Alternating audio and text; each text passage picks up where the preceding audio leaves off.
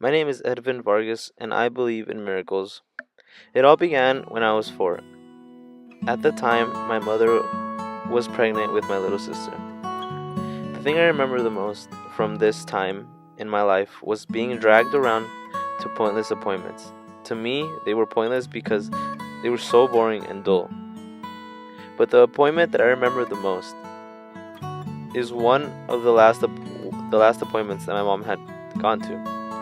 I saw her come out of the room with a face that seemed out of the ordinary. She looked sad and gloomy, like she had just witnessed something horrible.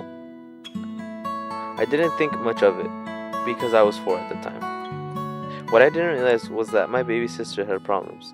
The reason my mom had come out of the doctor so different was because she had just been told that her baby daughter, that had not been born yet, was going to have problems when she came into the earth. They told her that my sister was going to be mentally disabled.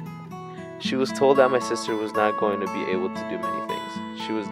She was going to be different than the other children.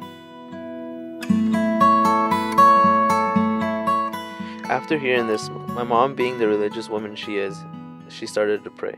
She did not cry because she knew who God was and what he could do. So she just prayed for the doctors to be wrong.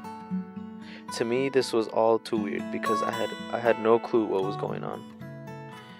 I can remember being at home playing with my toys when all of a sudden people from my church would come over and they would talk with my mom and then they began to pray for her.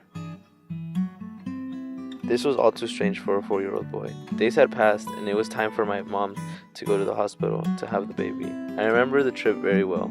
I can still see the memory in my head. We had gone to a park to take pictures of my mom.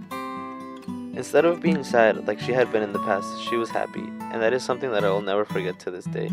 When we had gotten to the hospital, they told my mom that I was not going to be able to go in with her, so they made me wait outside the room for what seemed an eternity. The time passed, and I remember the door opened, and my dad came out and said, "Come meet your little sister."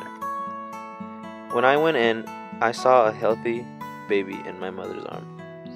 The doctors were proved wrong. God had made this miracle happen. It was crazy, and I love this story because it's crazy to see how my sister turned out. She is a healthy human being. She runs faster than anybody in her class. When I got older, I realized what happened, and I realized what God did for my family. He did something that no one ever saw happening. Not even the doctors. The only people that saw it coming were my mom and my grandmother. They believed in what they were praying.